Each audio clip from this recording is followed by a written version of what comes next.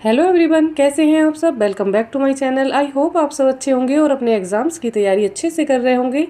यहाँ पर हम करने वाले हैं भारतीय संविधान पर आधारित कुछ प्रश्न। आज का हमारा टॉपिक है राज्य के नीति निदेशक तत्व। इस प्रैक्टिस सेट में 30 क्वेश्चन है, जिसके 15 क्वेश्चन हमने कल कंप्लीट कर लिए थे। बाकी के 15 क्वेश्चन हम आज करने वाले हैं। अगर आप किसी भी कॉम्पिटिटिव एग्जाम की तैयारी कर रहे हैं तो क्लास आपके लिए हेल्पफुल रहने वाली है। ये UPSSC पैट एग्जाम आप देने वाले हैं तो उसके लिए आप क्लास को जरूर देखिएगा। तो देर न करते हुए आ जाते हैं आज के क्वेश्चन नंबर 16 पर। आज हम यहीं से क्लास को कंटिन्यू करने वाले हैं। देख लेते हैं क्वेश्चन नंबर 16 में क्या दिया है। नीचे कुछ नीति निदेशक तत्व दिए हैं, इनमें से कौन सा राज्य का नीति निदेशक तत्व नहीं है। ऑप्शन नंबर ए में दिया है मद निषेध।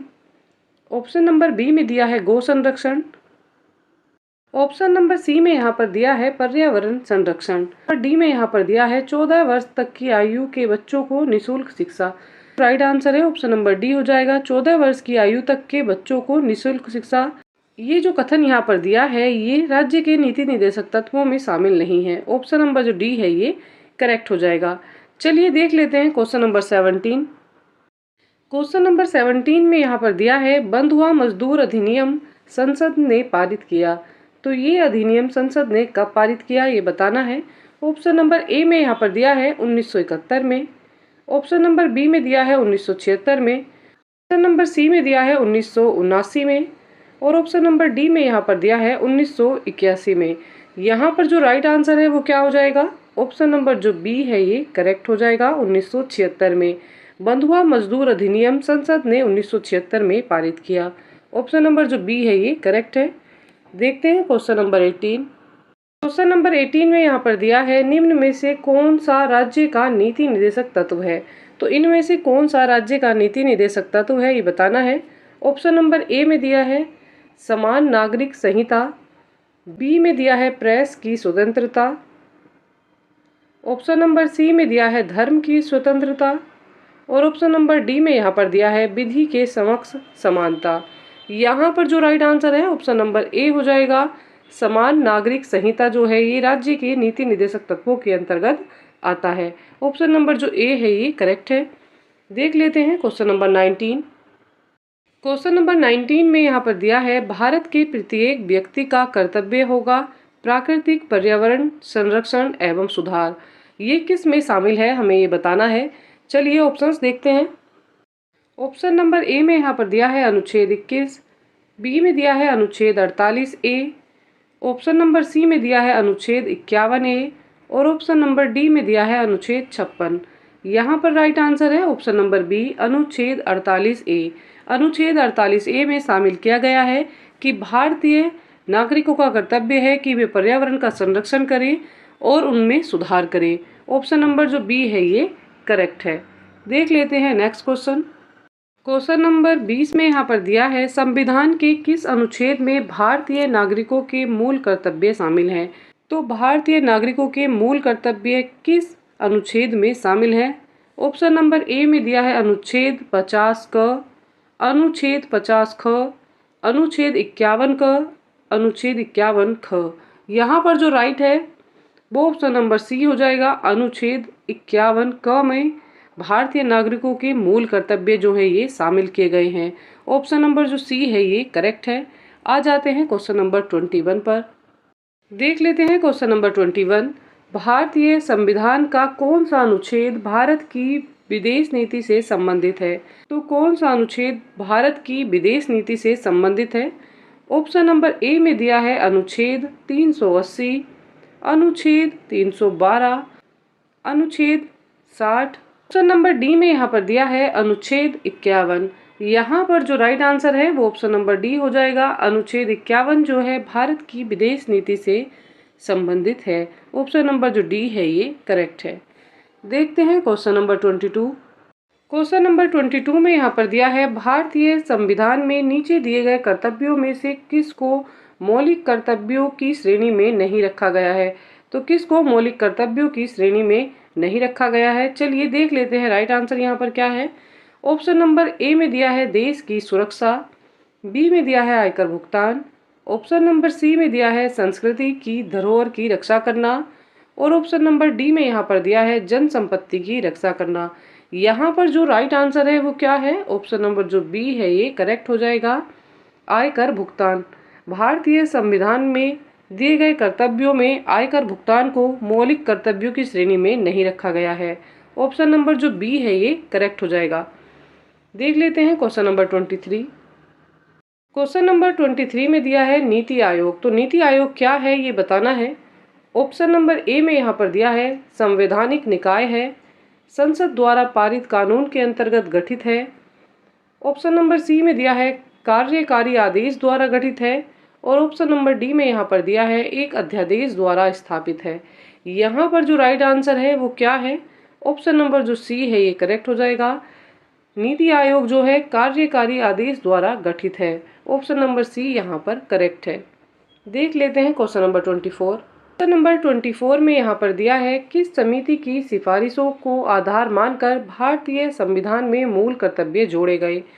तो किस समिति की सिफारिशों को आधार माना और उसके बाद संविधान में मूल कर्तव्यों को जोड़ा गया। देख लेते हैं कौन सी समिति यहाँ पर दी हुई है।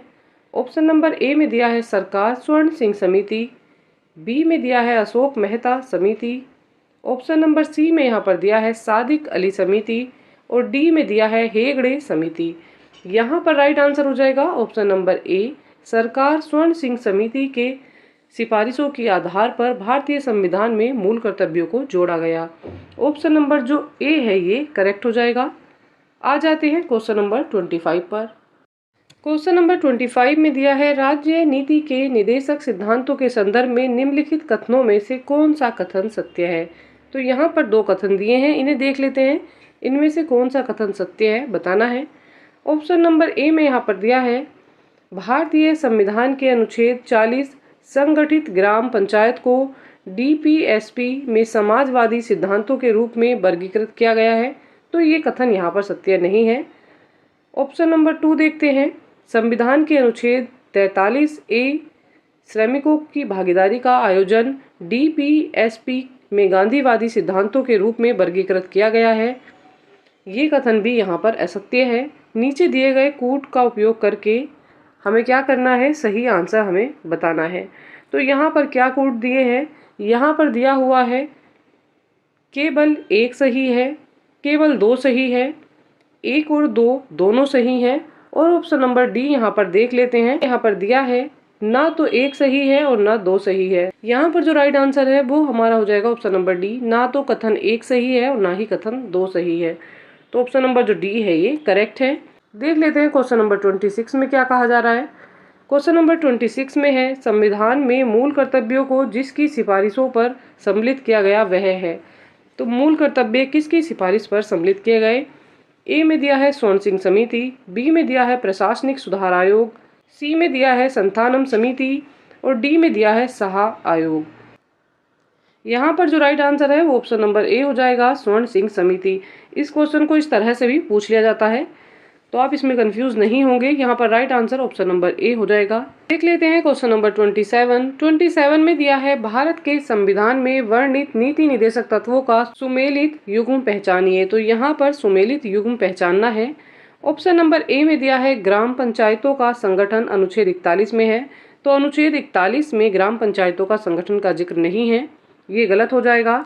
बी में दिया है समान न्याय और निःशुल्क विविध सहायता अनुच्छेद 42 में है, तो ये अनुच्छेद 42 में नहीं दी गई है। कृषि और पशुपालन का संगठन अनुच्छेद 43 में है, तो ये ऑप्शन भी यहाँ पर गलत हो जाएगा। ऑप्शन नंबर डी में दिया है पुरुषों और स्त्रियों दोनों का समान कार्य के लिए समान वेतन हो, ये बात अनुच्छेद 39 में की गई है, तो ये यहाँ पर करेक्ट है। यहाँ पर जो राइट आंसर है वो ऑप्शन नंबर डी हो जाएगा, पुरुषों और स्त्रियों को समान कार्य के लिए समान वेतन प्राप्त हो, ये बात अनुच्छेद 39 में कही गई है। ऑप्शन नंबर जो डी है ये करेक्ट है। देख लेते हैं क्वेश्चन नंबर 28। क्वेश्चन नंबर 28 में यहाँ पर दिया गया है भारतीय संविधान में मूल कर्तव्य जोड़े गए। भारतीय संविधान में मूल कर्तव्य कब जोड़े गए हैं। ऑप्शन नंबर ए में दिया है 42वें संशोधन के द्वारा, बी में दिया है 44वें संशोधन द्वारा, ऑप्शन नंबर सी में दिया है 77वें संशोधन द्वारा और ऑप्शन नंबर डी में दिया है यहाँ पर 40वें संशोधन द्वारा। यहाँ पर जो राइट आंसर है ऑप्शन नंबर ए हो जाएगा, 42वें संशोधन द्वारा। भारतीय संविधान में मूल कर्तव्यों को 42वें संशोधन के द्वारा जोड़ा गया। ऑप्शन नंबर जो ए है ये करेक्ट है। देख लेते हैं क्वेश्चन नंबर 29 दिया है, निम्नलिखित में से भारतीय संविधान के तहत कौन सा एक मौलिक कर्तव्य नहीं है। तो इनमें से कौन सा एक मौलिक कर्तव्य नहीं है, देख लेते हैं ऑप्शंस क्या क्या दिए हैं। यहाँ पर दिया है, हमारी मिश्रित संस्कृति की समृद्ध विरासत को मान देना और उसकी रक्षा करना। तो ये हमारे मौलिक कर्तव्यों में है। यहाँ पर ऑप्शन नंबर ए करेक्ट है। बी में दिया है, वैज्ञानिक स्वभाव, मानवतावाद और अन्वेषण और सुधार की भावना का विकास करना, ये भी हमारे मौलिक कर्तव्य के अंतर्गत आता है। ऑप्शन नंबर सी में दिया है, सार्वजनिक संपत्ति की रक्षा और हिंसा का त्याग, ये भी मौलिक कर्तव्यों के अंतर्गत है। ऑप्शन नंबर डी में दिया है, संसद में महिलाओं को 1/3 आरक्षण प्रदान करना। तो ये वाला जो कथन है ये हमारे मौलिक कर्तव्यों के अंतर्गत नहीं आता है और यहाँ पर हमें निगेटिव मैच करता हुआ आंसर ढूंढना था। तो ऑप्शन नंबर जो डी है ये करेक्ट हो जाएगा, क्योंकि ये निगेटिव पॉइंट है और बाकी के जो पॉइंट है वो पॉजिटिव है। तो यहाँ पर जो राइट आंसर है ऑप्शन नंबर डी हो जाएगा। संसद में महिलाओं को 1/3 आरक्षण प्रदान करना ये संविधान के मौलिक कर्तव्यों के अंतर्गत नहीं आता है। चलिए आ जाते हैं नेक्स्ट क्वेश्चन पर। इस प्रैक्टिस सेट का लास्ट क्वेश्चन देख लेते हैं, क्वेश्चन नंबर 30। क्वेश्चन नंबर 30 में यहाँ पर दिया है, निम्नलिखित में से कौन सा समूह भारत के संविधान में उल्लेखित मूल कर्तव्य के तहत प्राकृतिक पर्यावरण के अंतर्गत शामिल है। तो कौन सा मूल कर्तव्य के प्राकृतिक पर्यावरण के अंतर्गत आता है। ऑप्शन नंबर ए में यहाँ पर दिया है, वन, झील, नदी और पर्वत, ये मौलिक कर्तव्य के अंतर्गत नहीं है। वन, झील, पर्वत और वन्यजीव ये भी नहीं है। ऑप्शन नंबर सी में दिया है, वन, झील, नदी और वन्यजीव। ऑप्शन नंबर डी में दिया है, झील, नदी, पर्वत और वन्यजीव। ऑप्शन नंबर जो सी है ये करेक्ट हो जाएगा। वन, झील, नदी और वन्यजीव भारत के संविधान में उल्लेखित मूल कर्तव्य के प्राकृतिक पर्यावरण के अंतर्गत शामिल किए गए हैं। ऑप्शन नंबर जो सी है ये करेक्ट हो जाएगा। आई होप क्लास आपके लिए हेल्पफुल रहेगी। अगर आप किसी भी कॉम्पिटिटिव एग्जाम की तैयारी कर रहे हैं या UPSSC पैट एग्जाम देने वाले हैं तो उसमें भारतीय संविधान से बहुत सारे क्वेश्चन बनते हैं। आज का हमारा टॉपिक था राज्य के नीति निर्देशक तत्व। ये वाला सेट यहाँ पर हमारा कंप्लीट हो जाता है। अच्छी तैयारी के लिए हमारे साथ बने रहिएगा।